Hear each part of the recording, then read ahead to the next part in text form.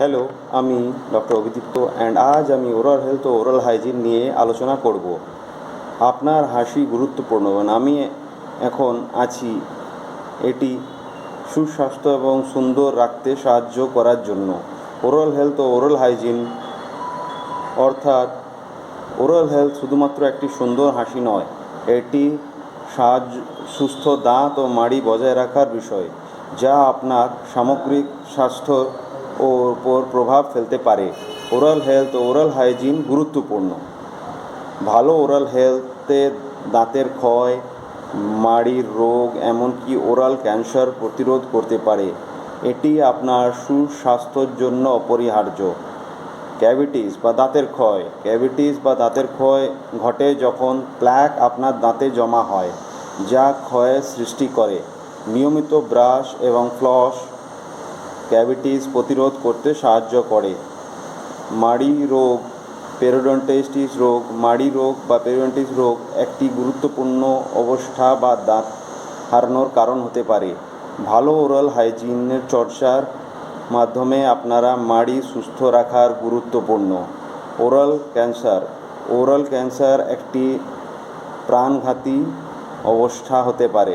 নিয়মিত dental check up এটি প্রাথমিক পর্যায়ে ধরতে সাহায্য করতে পারে, যখন এটি সবচেয়ে চিকিৎসা সুযোগ। ওরাল হেলথ করণীয় ও বর্জনীয় বিষয়গুলি। এখন আসুন ওরাল হেলথে করণীয় ও বর্জনীয় বিষয়গুলো নিয়ে আলোচনা করি।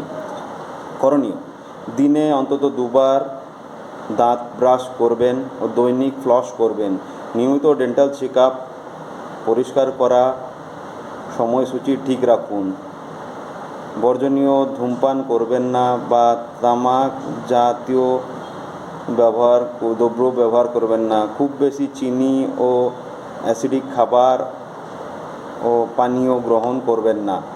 মিথ্যা বা বাস্তবতা: ওরাল হেলথ সম্পর্কে অনেক মিথ্যে আছে। চলুন মিথ্যে থেকে বাস্তবতাকে আলাদা করি।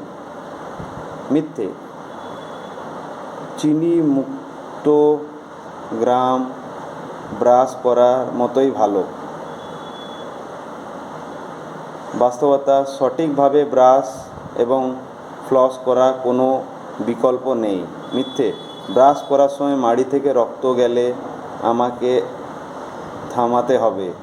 বাস্তবতা: রক্তাক্ত মাড়ির রোগের লক্ষণ হতে পারে, তাই ধীরে ধীরে ব্রাশ করুন।